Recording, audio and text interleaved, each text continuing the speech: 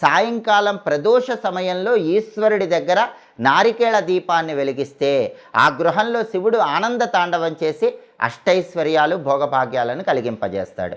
ఈ నారికేళ దీపాన్ని ఎలా వెలిగించాలంటే కార్తీక మాసంలో వచ్చే సోమవారం కానీ లేదా ఏ నెలలో వచ్చే సోమవారం అయినా సరే ప్రదోష కాలంలో సాయంకాలం పూట పరమేశ్వరుడి చిత్రపటానికి గంధం బొట్లు కుంకుమ బొట్లు అలంకరించాలి. లేదా శివలింగం ఉన్నట్లయితే శివలింగానికి గంధం బొట్లు అలంకరించాలి. ఆ తర్వాత ఈశ్వరుడి చిత్రపటం దగ్గర లేదా శివలింగం సన్నిధిలో ఒక పీటని ఏర్పాటు చేసి ఆ పీటకు పసుపు రాసి కుంకుమ బొట్లు పెట్టాలి. ఆ పీట మీద బియ్యం పిండితో ముగ్గు వేయాలి.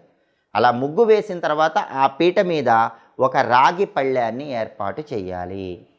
ఆ రాగి పళ్ళెం మీద తడి గంధంతో స్వస్తిక్ గుర్తు వేయాలి. గంధంలో కొద్దిగా గంగాజలం కానీ రోజ్ వాటర్ కానీ మంచినీళ్ళు కానీ కలిపి తడి గంధం తయారు చేసి